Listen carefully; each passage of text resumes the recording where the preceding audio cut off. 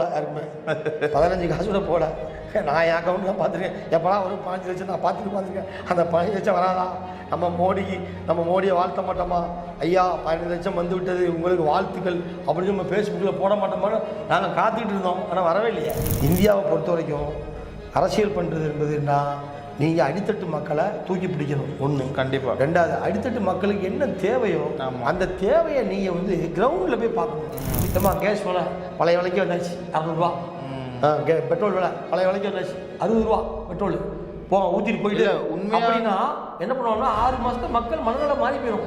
ஐயோ மோடி எல்லாம் மாற்றிருப்பா, பரவாயில்லப்பா. நம்ம 140 கோடி பேர் வாழ்கிறான்டா இந்தியாவில். ஒட்டுமொத்தமாக உலகத்தில் இந்தியர்கள் இந்த 140 கோடி பேரில் கிட்டத்தட்ட 50-70 கோடி பேர் ஒரு வேளையோ 2 வேளையும் சாப்பிடுவாங்க.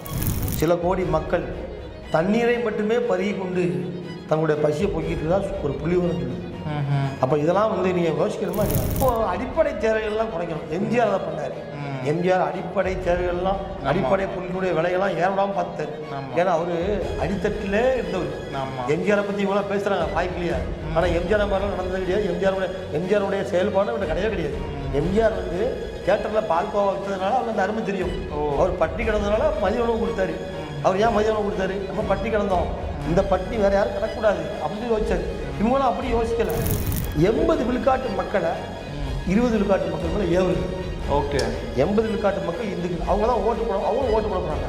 இந்த 80 விழுக்காட்டு மக்களை எப்படி நம்ம கைப்பற்றுறது? அப்போ அவங்களுக்கு என்ன தேவை? கோயிலை கட்டு அவங்களுக்கு என்ன அதை அப்படி பண்ணுறான். அவங்க அரசியல் அப்படி இருக்கு. தங்க விலை 55,000 ரூபாய்க்கு ஒரு சவரன் தங்கம் 40 ரூபாய் இருந்துச்சு, 15,000 ரூபா கூடி இருக்கு. அப்போ இதையும் அந்த பொதுமக்கள் என்ன நினைப்பான்? மோடி அரசு குடிச்சு தான் நினைப்பான் தங்க விலைய.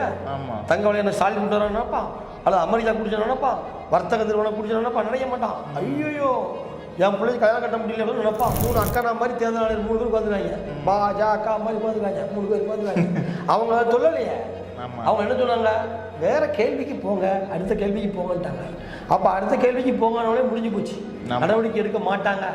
பிரதமர் எது பேச நடக்க மாட்டாங்க, பாஜக எது பேச நடவடிக்கை எடுக்க மாட்டாங்க, அண்ணாமலை பேச கூட நடவடிக்கை எடுக்க மாட்டாங்க.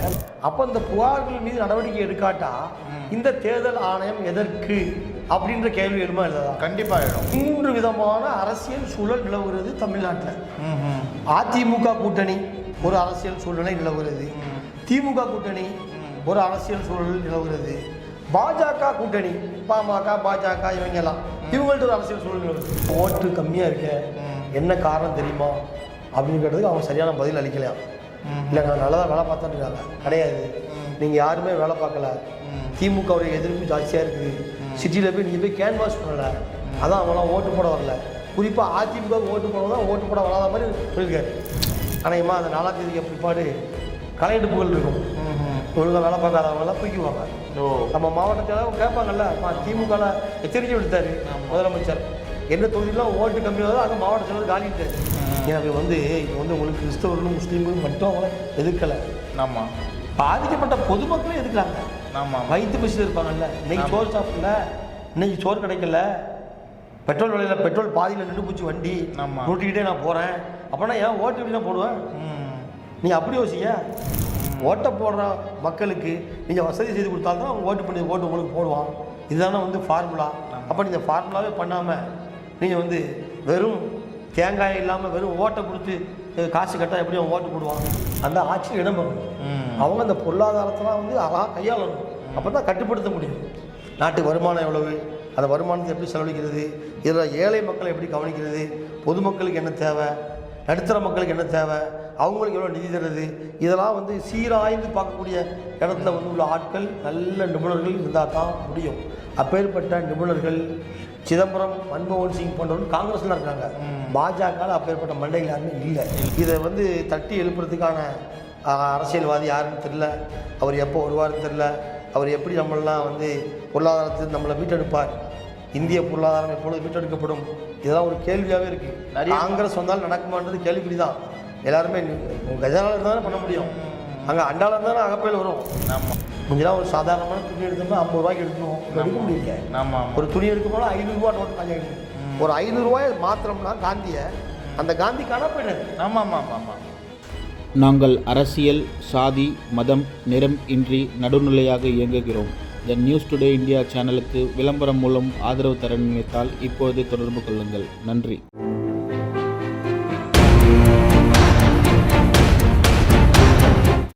வணக்கம். உங்களுக்கு பேங்க்கில் வேலை செய்ய கனவு இருக்கா? உங்களோட கிராஜுவேஷன் 50% மேல இருக்கா? உங்களுடைய வயசு 26க்கு மிகாமல் இருக்கா? உங்களோட கனவை நினைவாக்க IPB சென்னையில ஜாயின் பண்ணுங்க. பிரைவேட் பேங்க்ஸ்ல வேலையில சேருங்க. மேலும் விவரங்களுக்கு கீழே உள்ள இணையதளத்தை அணுகவும். தேர்தல் ஆணையத்தில் வந்து பார்த்திங்கன்னா ஒரு 20,000 பேருக்கு மேலே வந்து பார்த்திங்கன்னா ஒரு பிரதம மந்திரி மோடி மேலே வந்து பார்த்திங்கன்னா ஒரு புகாராக வந்து தெரிவிச்சிருக்காங்க. அந்த 20,000ன்றது கவுண்ட் வந்து இன்னும் இன்க்ரீஸ் ஆகிட்டே தான் இருக்குது. ஸோ இதை வந்து ஆக்ஷன் எடுப்பாங்களா எலெக்ஷன் கமிஷனு? இது வந்து ஃபர்தர் இது எப்படி இருக்கும் அப்படின்றது கொஞ்சம் மக்களுக்கு விரிவாக சொன்னீங்கன்னா நல்லாயிருக்கும் ஐயா.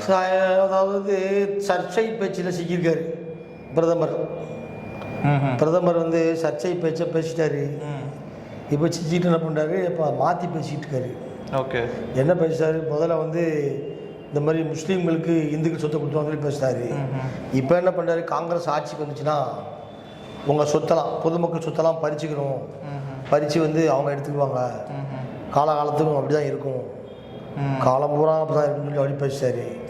ஏற்கனவே இவர் பேசிய சர்ச்சை பேச்சு, ராஜஸ்தானில் பேசின பேச்சு புகார் எழுந்ததுனால இப்போ அப்படியே அதை மாற்றிக்கிட்டாரு.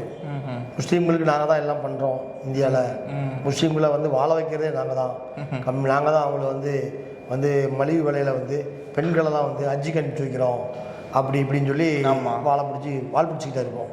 இது வந்து யாரை வந்து கார்னர் பண்ணி பேசாரோ இப்போ அந்த மக்களே கையில் எடுத்துட்டாரு. நம்மளே பேசி ஒரு வீடியோ ஆதரவுக்கு எடுத்துக்கிட்டு இப்போ என்ன பண்ணுறாருன்னா மாற்றினதுனால இவர் வந்து இப்படி மாற்றி பேசி எதிர்கட்சிக்காரங்க காங்கிரஸ்காரங்க மற்ற கட்சிக்காரங்க அவரை போட்டு சவைக்கிறதுக்கு நல்லா அவலாகிட்டார். யாரு அவளாக இவரே சவைக்கிறதுக்கு இவரே கொடுத்தாரு. நல்லா சவைக்கிறாங்க இவங்க யாரு காங்கிரஸ்காரங்க, திமுக எல்லாரும் சேர்ந்து, எடப்பாடி பழனிசாமி, இவங்க சீமான் எல்லாருமே சவைக்கிறாங்க எல்லா கட்சியும். ஏன்னா எதுக்கு அப்படியே அதாவது ட்ரெண்டிங், அதாவது ஸ்டேட்டஸ் வந்து மாற்றக்கூடாது. ஒரு பிரதமர் வந்து எதை பேசணுமோ அதை தான் பேசணும். ஒரு பிரதமராக இருந்து பேசுறது தனி, ஒரு கட்சி தலைவராக இருந்து பேசுறது தனி. இப்போ அவர் என்ன பண்ணிட்டாங்கன்னா பிரதமர் மேலே தேர்தல் ஆணையத்தை புகார் கொடுத்துருக்காங்க. இது வரைக்கும் 20,000 பேர் புகார் கொடுத்ததா சொல்கிறாங்க. ஆனால் இது மேலே அதிகரிக்கும்னு நினைக்கிறேன். ஏன்னா நிறைய பேர் புகார் சொல்கிறாங்க. அப்போ இந்த புகார்கள் மீது நடவடிக்கை எடுக்காட்டா இந்த தேர்தல் ஆணையம் எதற்கு அப்படின்ற கேள்வி எழுமா இல்லைதா? கண்டிப்பாக எழும். இதை வந்து யாரேனும் ஒரு நபர் உச்சநீதிமன்றத்தில் போய் ஒரு மனு போட்டு இப்படி நடவடிக்கை எடுக்காத தேர்தல் ஆணையத்தை வைத்து நடத்திய தேர்தல் செல்லுமா அப்படின்னு கேட்கலாம்ல? கண்டிப்பாக வாய்ப்பு இருக்கு. நடவடிக்கை இல்ல, ஒரு ஆளு கொடுத்தாலும் புகார் தான். EVM மிஷின்லாம் இல்லையா, ஒரு ஆள் புகார் கொடுத்தாலும் கொடுத்தது தான். 20,000 பேர் புகார் கொடுத்தாலும் புகார் தான் கொடுத்தது தான். இல்லை அப்படி இல்லை, அது கொடுத்துட்டு போகிறாங்க. 20,000 பேர் பெரிய எண்ணிக்கை. EVM மிஷின் வச்சிங்க, பறக்கும் படையை போட்டீங்க, அதிகாரிகளை வச்சு ஓட்டு நடத்துனீங்க, காவல்துறையை நிப்பாட்டினீங்க, எல்லாம் பண்ண நீங்கள் பணத்தெல்லாம் பறிமுதல் பண்ணீங்க. ஆனால் இது வந்து ஒரு ரெக்கார்டட் புகார். ரெக்கார்டிங்கில் அப்படி வந்து ஒரு சர்ச்சைக்குரிய பேசக்கூடாதுன்னு சொல்லி தேர்தல் ஆணையத்துடைய சட்டத்திலே இருக்குது. இந்திய சட்டப்படியே தவறுன்னு சொல்லி இருக்குது. அப்படி இருக்கும் பொழுது அவருடைய பேசுனதுனால அதை பேச எவிடன்ஸ்லாம் கொண்டு போய் கொடுக்குறாங்க. கொடுத்து கூட நடவடிக்கை இது வரைக்கும் எடுக்கிறதுக்கான முகாந்திரங்கள் இல்லை. அப்படி ஒரு தேர்தல் ஆணையம், இந்திய தேர்தல் ஆணையம் வைத்த தேர்தல் செல்லுமா செல்லாதா அப்படின்ற கேள்வி ஒன்று நிற்கிது. ஜனநாயக முறையில் தேர்தல் ஆணையம் செல்லுமா, மோடி வந்து கண்டிப்பாக செல்லுமா செல்லாதா அப்படின்னு ஒன்று. இது தவிர்த்து இந்த தேர்தல் புகார்கள் வந்து நடவடிக்கை எடுக்காட்டா இந்த தேர்தல் ஆணையர்கள் மீது உச்சநீதிமன்றம் நடவடிக்கை எடுக்கக்கூடிய வாய்ப்புகள் உண்டா இல்லையா? உச்சநீதிமன்றத்தினுடைய கருத்து என்னன்றதை மக்கள் எதிர்நோக்கிக்கிட்டு இருக்காங்க. இன்னைக்கு உச்சபட்சமான ஒரு அதிகாரமே இந்தியாவில் வந்து உச்சநீதிமன்றத்தை தான் நம்பிட்டு இருக்காங்க மக்கள். சரி ஐயா, என்னோட கேள்வி ஒன்று.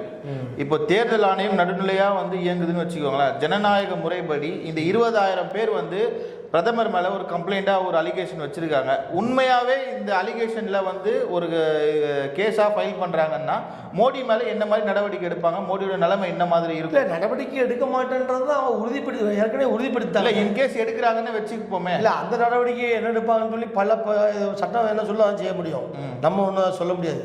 சட்டப்பிரிவுகள் நடவடிக்கை எடுப்பாங்க, நம்ம அதுக்குள்ளே போக முடியாது. சட்டம் என்ன சொல்லுதோ சட்டப்படி நடவடிக்கை எடுப்பாங்க. நான் என்ன சொல்கிறேன்டா, ஏற்கனவே ஒரு கேள்வி கேட்டாங்க, ஒரு பெண் கேட்டாங்க, வெறுப்பு பேச்சு பேசக்கூடாதுன்னு சொல்லி தேர்தல் ஆணையமே சொல்லுது.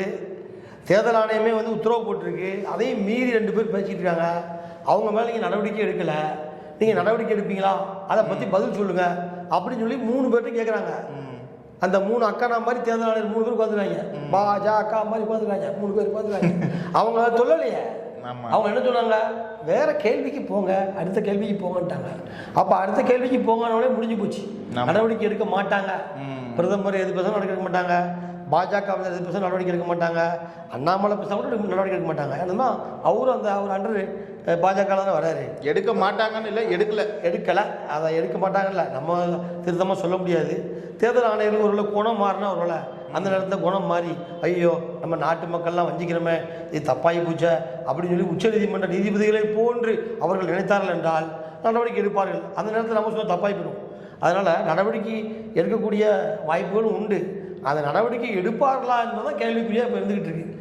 தேர்தல் ஆணையம் வந்து ஜனநாயக ரீதியாக நடவடிக்கை எடுக்குமா அப்படின்றதான் உச்சபட்ச கேள்வியாக இருக்குது. இதில் வந்து நம்ம பொதுமக்களாகிய நம்ம அவங்களுக்கு வேண்டுகோள் தான் வைக்க முடியுமே தவிர நம்ம அவங்கள வந்து ஆர்டர் பண்ண முடியாது. அந்த இடத்துல நம்ம கிடையாது. பேசுகிறதே இப்போ குத்தணுவாங்க, நம்ம அதை பேசுகிறதே குத்தணுவாங்க, அப்படி வந்துடும். ஆனால் ஜனநாயக நாட்டில் பேச்சுரிமை இருக்குது, கருத்துரிமை இருக்குது. பட் அவங்களுக்கு இந்த தகவல் நம்ம எத்தி வைக்கலாம். இது ஒன்றும் நடவடிக்கைகள் வரக்கூடாது, நேர்மையாக இருக்கணும், நேர்மையாக பேசணும், அரசியல் தான் பேசணும், மதச்சார்பற்ற பேச்சுக்கள் தான் பேசணும். மதங்களை தூண்டக்கூடிய பேச்சுகளோ, மதங்களை மோதக்கூடிய பேச்சு, மதங்களை மோத வைக்கக்கூடிய பேச்சுகளோ பேசக்கூடாது அப்படின்றத நம்ம வந்து சொல்லலாம். அதை வந்து ஒரு வேண்டுகோளாகவும் வைக்கலாம், கருத்தாகவும் சொல்லலாம். அந்த கருத்துரிமை இருக்குது சட்டப்படி. ஆனால் வந்து நம்ம தேர்தல் ஆணையம் இனி வரும் காலங்களிலாவது பொறுத்து தான் நம்ம பார்க்குற நடவடிக்கைகளை எடுக்கும் நம்புகிறோம். நம்ம பார்ப்போம். அடுத்த கேள்வி வந்து பார்த்தீங்கன்னா, இப்போ அதிமுக எடப்பாடி இருக்கார் இல்லைங்களா, அவர் வந்து பார்த்தீங்கன்னா ஃபுல்லாக அதிருப்தியில் இருக்கிறதாகவும் ஒரு தகவல் வந்து வெளியாச்சு. ஆமாம், அவர் என்ன பண்ணார், எலெக்ஷன் முடிஞ்ச உடனே திமுக காரங்க என்ன பண்ணாங்க, கொண்டாடி எல்லா கூட்டணி கட்சிக்காரங்களும் ஸ்டாலினை போய் பார்த்தாங்க, அறிவாலயத்தை போய் பார்க்குறாங்க, கொடுக்குறாங்க, வாழ்த்துறாங்க.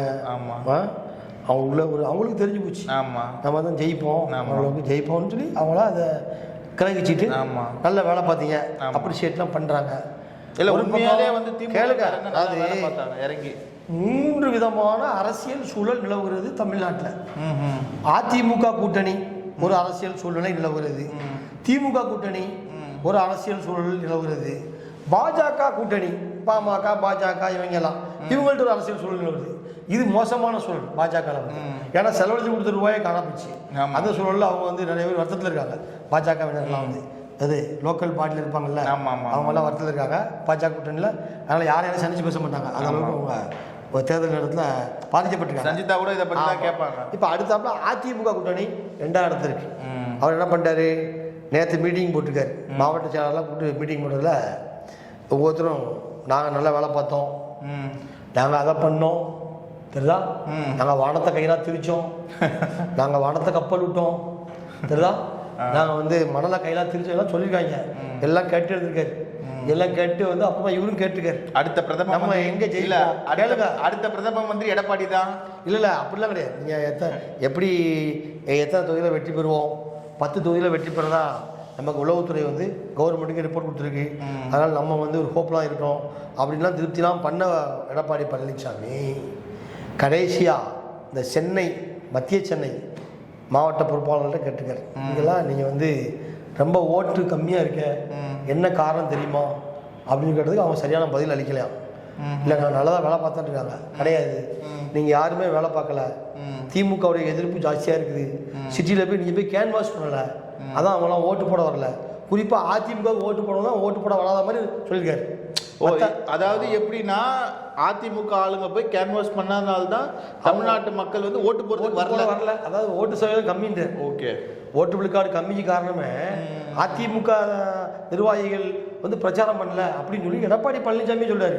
நான் சொல்லல, நீங்க சொல்லல. கட்சியுடைய பொதுச்செயலாளர் ஜெயலலிதா அவர் இடத்திருக்காரு. ஜெயலலிதா நடப்பு ஜெயலலிதா அவர் தான். முந்தைய புரட்சி தலைவர், புரட்சி தலைவி, புரட்சி தமிழர், இப்போ புரட்சி தலைவர், புரட்சி தலைவி, புரட்சி தமிழர் சொல்றாரு. யாரும் வேலை பார்க்கல அப்படின்னு சொல்லி சொல்றாரு, தைரியமா சொல்றாரு. அதனால ஒழுங்கா என்ன வேலை பார்த்தீங்கன்னா நல்லது, பழைய ஆட்களையும் புது ஆட்களையும் நிறுத்தி வேலை பாருங்க அவங்கெல்லாம் எல்லாத்துக்கும் ஊக்கப்படுத்துங்க அப்படின்னு சொல்லி வெளிப்படையாக சொல்லிட்டாரு. இதுக்கப்புறமாவும் அண்ணா திமுகவில் அநேகமாக அந்த 4ஆம் தேதிக்கு பிற்பாடு கலையெடுப்புகள் இருக்கும். ஒழுங்காக வேலை பார்க்காதவங்கெல்லாம் தூக்கிடுவாங்க.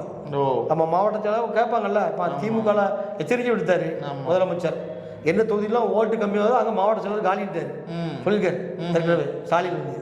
இப்போ இவர் என்ன பண்ணுவாரு, சொல்ல மாட்டார், இவர் செய்வார். ஜெயலலிதா மாதிரி செய்வார். ஜெயலலிதா வந்து டக்குன்னு தூக்கி போட்டுருவாங்கல்ல, அது மாதிரி எடப்பாடி பழனிசாமி எடுத்து போட்டுருவார். யாரு வேண்டான்றார். அப்போ ஜூன் 4ஆம் தேதி மேலே எந்த மாவட்ட செயலர் 4ஆம் தேதி பிற்பாடு அதிமுகவுடைய பொறுப்புகளில் உள்ள தலைவர்களையும் மாற்றக்கூடிய வாய்ப்புகள் நிறைய இருக்குது. ஏன்னா அவங்க கட்சி வளர்க்கணும்னா அதெல்லாம் செய்வாங்க இல்லை, புத்துயிர் விட்டணும்ல கட்சி. கண்டிப்பாக அதெல்லாம் செய்வாங்க. அந்த நிலைமையில் இப்போ 3 கட்சிகளுடைய சூழ்நிலை இப்படி இருக்குது. இப்போ பாஜகவில் வந்து தலைவர்கள் இப்போ எல்லாம் வெளி மாநிலத்தில் இருக்காங்க, சுற்றுப்பயணத்தில் இருக்காங்க. கர்நாடகாவில் இருக்காரு நம்ம இவர் அண்ணாமலை வந்து பிரச்சாரம் பண்ணுறாரு. கேரளாவுக்கு போனார், இங்கே முடிச்சுட்டு அங்கே போயிட்டார். பாஜக வளர்க்கறதுக்காண்டி அங்கே போயிருக்காரு, இங்கே வளர்த்தாச்சு அங்கே போயிருக்காரு. கேரளாவுக்கும் கர்நாடகாவுக்கும் போயிருக்காரு. இப்படி அவங்களுடைய நிலைமை.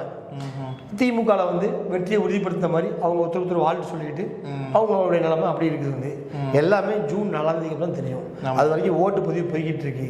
இப்போ ஓட்டு பதிவு நடந்துகிட்டு இருக்கு. இப்போ என்ன சிறப்பு நிகழ்வுனா, ஏற்கனவே 2014 இருந்த மாதிரிலாம் இப்போ கிடையாது. 2014 அப்புறம் 2019 மாதிரிலாம் இப்போ கிடையாது. எல்லாமே டோட்டலாக மாறி இருக்குது அப்படின்னு சொல்லி தான் தகவல். ஃபர்ஸ்ட் பேஸ் எலெக்ஷன்லேயே நடத்தப்பட்ட என்ன மாதிரி இருக்கு புரியல. ஃபர்ஸ்ட் பேஸ் எலெக்ஷன்லேயே நடத்தப்பட்ட 100க்கும் மேற்பட்ட இடங்களில் தேர்தல் நடத்தப்பட்டதில் பெரும்பான்மையான இடங்களில் வந்து பாஜக வெல்வது கடிதம் அப்படின்னால இது அங்கே எதிரொலிக்கலாம். அங்கே தெற்கெல்லாம் வந்து மக்கள் நல்லா ஓட்டு போட்டாங்க, நம்ம தான் முட்டாளாயிரம் போல் தெரியுது அப்படின்னு அங்கே உள்ள மக்களும் முடிவு செய்திருப்பதாக தகவல். அங்கே உள்ள மக்கள் நம்மளும் வந்து தென்னிந்தியா மக்களை மாதிரி நம்மளும் முடிவெடுத்தால் தான் நம்ம வாழ்க்கையில் பெட்ரோல் விலை குறையும், நம்ம வயிற்று அடிக்க மாட்டாங்க. இதை நான் என்ன சொல்கிறேன்னா, என்னுடைய தனிப்பட்ட கருத்தாக தெரியுது, இந்த பாஜக அரசு ஒரு 6 மாதங்களுக்கு முன்பே இந்த பெட்ரோல் விலையையும் இந்த கேஸ் விலையும் பாதியாக குறைச்சிருக்கலாம்ல. ஆமாம், கொஞ்சம் காசு போதான் போகுது கவர்மெண்ட்டு, குறையதான் போகுது. ஏன் அந்த காசை தனியார் நிறுவனத்தை பிடிங்க, நீங்கள் அள்ளி கொடுத்தீங்கல்ல, அம்பானிக்கு அதை அழிஞ்சு கொடுத்துருக்கீங்களா, அதை அப்படியே பிடிச்சி ஒரு 6 மாதம் பண்ணிங்கன்னா நீங்கள் ஜெயிச்சிருப்பீங்களா. இப்போ ஒரு 6 மாதம் மக்கள் கொடுங்க. 5 வருஷம் வந்து 5 வருஷம் தொழிலதிபர்களுக்கு கொடுத்த நீங்கள் 6 மாதம் பொதுமக்கள் தர மாட்டீங்களா?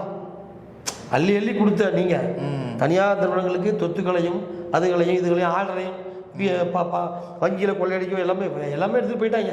அவங்களாம் நீங்கள் வந்து ஊக்கப்படுத்த நீங்கள் அந்த தொழில் துவங்கலாம் இவருக்கு அனுமதி அவருக்கு அனுமதி கொடுத்த நீங்கள் இந்த பொதுமக்களுக்காக வேண்டிய 6 மாதம் எலெக்ஷன் 6 மாதம் முன்னாடி ஒரு விலையை குறைச்சி, ஏமா கேஸ் விலை பழைய விலைக்கு வந்தாச்சு 600 ரூபா, பெட்ரோல் விலை பழைய விலைக்கு வந்தாச்சு 60 ரூபா பெட்ரோல் ஊற்றிட்டு போயிட்டு உண்மையா என்ன பண்ணுவாங்கன்னா 6 மாசத்துல மக்கள் மனநல மாறி போயிடும். ஐயோ மோடி எல்லாம் மாத்தா இருப்பா, பரவாயில்லப்பா. இல்ல இன்னொரு தகவல், நாட்டுடைய பொருளாதாரத்தை இது பண்ணா கூட அவங்க பணக்காரங்கிட்ட இருந்து எடுத்து ஏழைகளுக்கு போட்டாருப்பா அப்படின்னு ஓட்ட போட்டுருப்பான நீ போடுவானே. இல்ல இன்னொரு தகவல் வாய்ப்பு அதுதான் இன்னொரு தகவல், இந்த இஸ்லாமியர்களும் கிறிஸ்தவர்களும் வந்து மன ரீதியா வந்து ரொம்ப வந்து பாதிக்கப்பட்டாங்க. அவங்க பாதிக்கப்பட்டாங்கன்னா அவங்க பாதிக்கப்பட்டவங்க ஓட்டு வந்து தாமரைக்கு போட மாட்டாங்க எப்பவுமே. அதாவது அது அவங்க அரசியல், அது அவங்களுடைய பாலிசி என்னன்னா, பாஜகவுடைய பாலிசி என்னன்னா, அவங்களுடைய பாலிசி வந்து இந்துத்துவ பாலிசி. அவங்க பாலிசி கோவில் கட்டுறது சொல்லி. ஏன்னா இந்துக்கள் அவங்களுடைய பாலிசி என்னன்னா 80 விழுக்காட்டு மக்களை 20 விழுக்காட்டு மக்கள் மேலே ஏவுறது. 80 விழுக்காட்டு மக்கள் இந்துக்கள், அவங்க தான் அவங்களும் ஓட்டு போட போகிறாங்க. இந்த 80 விழுக்காட்டு மக்களை எப்படி நம்ம கைப்பற்றுறது? அப்போ அவங்களுக்கு என்ன தேவை?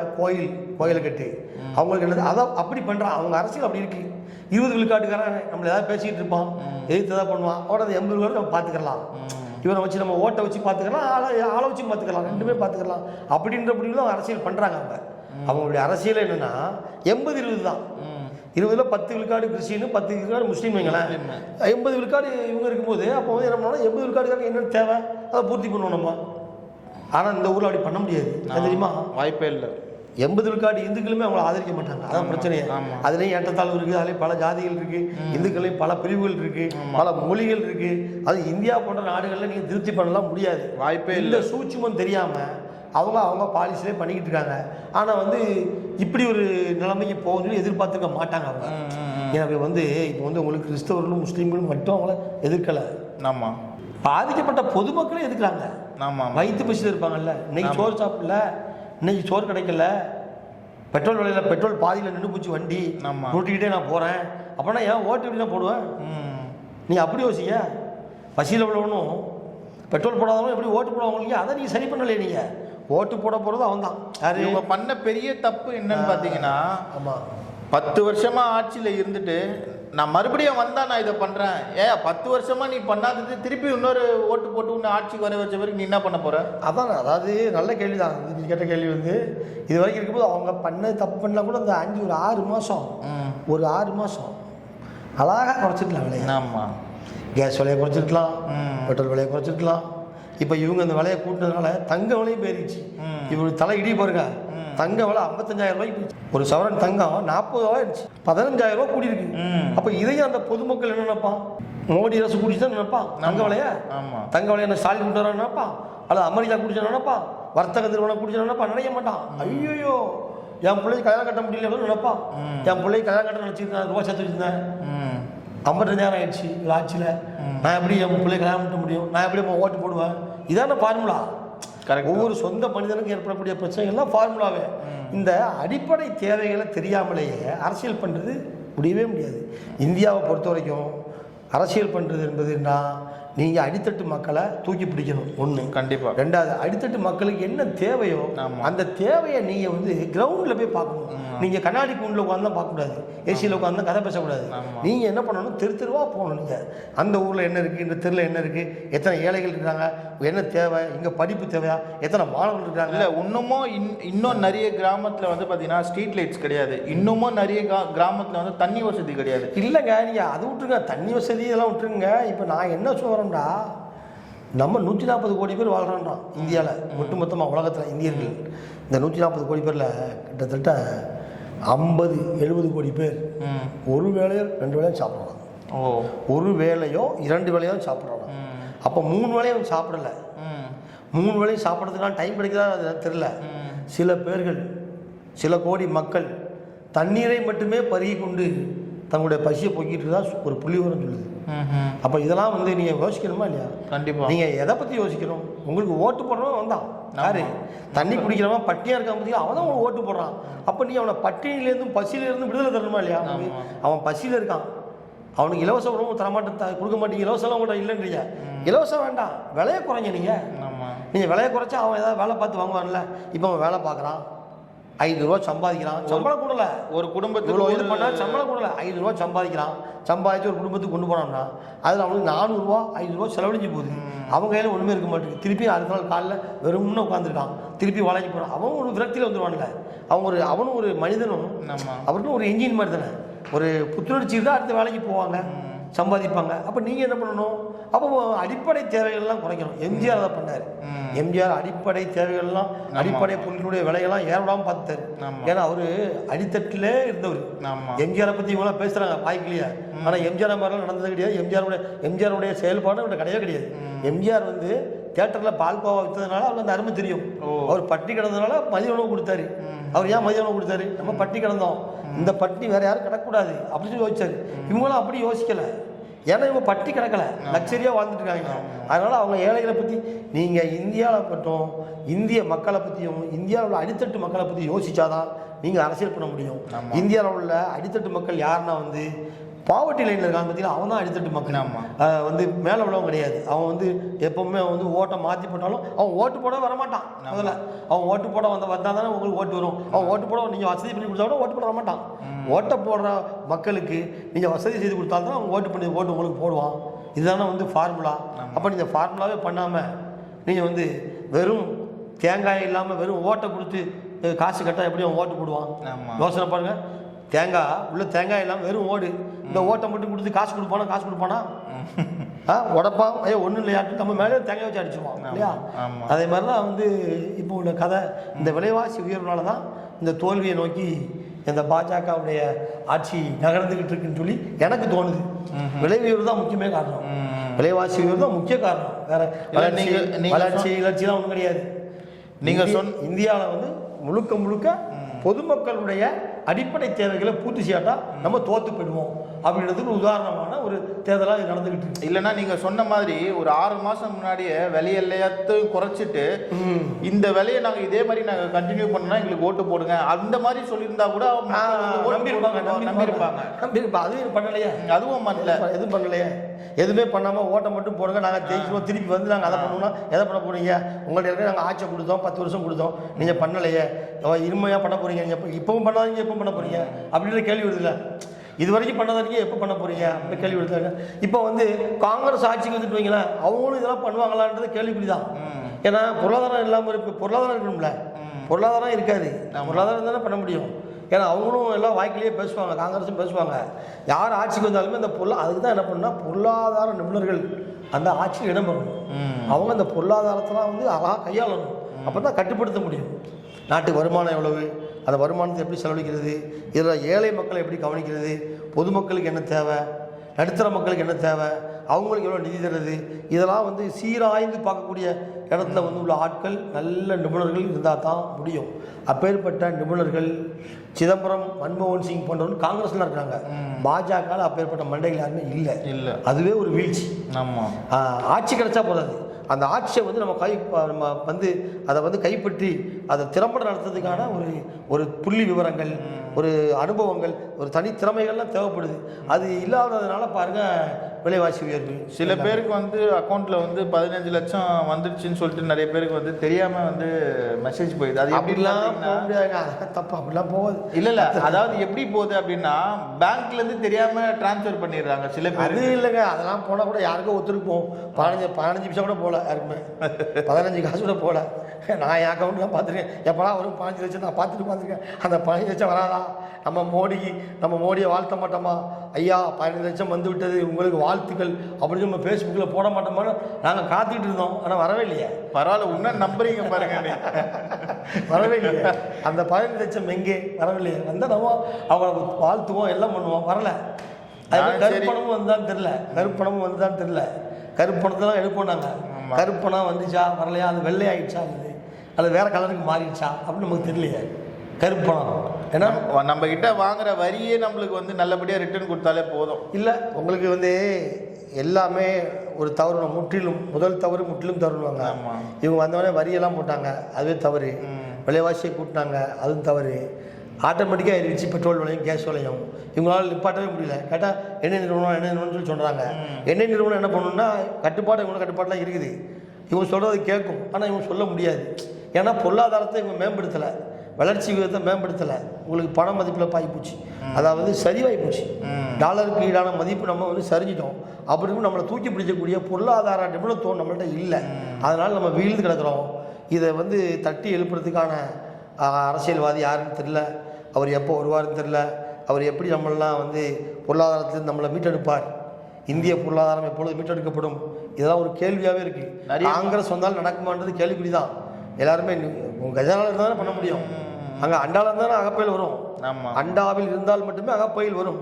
அண்டாவில் ஒன்றுனா அகப்பையில் வராது. அதனால் காங்கிரஸ் ஆட்சிக்கு வந்தாலும், திமுகவே பிரதம மந்திரி ஆட்சி அமைச்சாலும் அங்கே வந்து உங்களுக்கு வந்து அண்டாவில் இருக்கணும். இருக்குமான்னு தெரியல, உங்களுக்கு புரியுதா? அதனால் பாஜக திருப்பி ஆட்சிக்கு வந்தாலும் நிலைமை தான். பாஜகவே திருப்பியும் திரு மோடி அவர்களே திருப்பி ஆட்சிக்கு வந்தாலும் நம்ம பொருளாதாரம் வந்து நம்மளை வந்து காப்பாற்றுமா அப்படின்றது ஒரு கேள்விக்குறி இருக்குது. நிறைய பேருக்கு இதை பற்றி தெரியவே இல்லை. கண்டிப்பாக. ஏன்னா விலைவாசி உயர்வு அப்படி இருக்குது, எல்லா விலையும் உயர்ந்து கிடக்குது. முன்னெல்லாம் ஒரு சாதாரணமான துணி எடுத்தோம்னா 50 ரூபாய்க்கு எடுத்துருவோம், எடுக்க முடியலையே. ஒரு துணி எடுக்க போனால் 500 ரூபா நோட்டு காலி ஆகிடுது. ஒரு 500 ரூபாய் மாத்திரம்னா காந்தியை, அந்த காந்தி காணா போயிடுறது. 5 நிமிஷம் 500 ரூபாய். அப்போல்லாம் வந்து ஒரு 5 வருஷத்துக்கு 10 வருஷத்துக்கு முன்னாடிலாம் வந்து 200 ரூபா மாத்தினா 2 நாளைக்கு இருக்கும். இப்போ அந்த 500 ரூபா காந்தி காணப்படுறாரு. அப்படி இருக்கும் பொழுது அப்போ எவ்வளோ ஒரு இதை நம்ம சந்திச்சுக்கிட்டு இருக்கோம், ஃபால்ஸ், அதாவது வந்து வீழ்ச்சியை. அப்போ வந்து வீழ்ச்சி வந்து இந்த வீழ்ச்சி வந்து அடித்தட்டு மக்களுக்கான வீழ்ச்சி. நீங்கள் எப்போவுமே அடித்தட்டு மக்களை வீழ விடவே கூடாது, அவங்கள தூக்கி பிடிக்கணும். அப்போ தான் அவங்க நம்மளை தூக்கி பிடிப்பாங்க. அதனால் அதற்கான விடை இப்போ தேர்தலில் கொடுத்துட்ருக்காங்க. எங்களோட அரங்கத்துக்கு வந்து நிறைய விவரத்தை வந்து மக்களுக்கு தெளிவாக வந்து எடுத்து சொன்னீங்க ஐயா, ரொம்ப நன்றி. வணக்கம் ஐயா, வணக்கம்.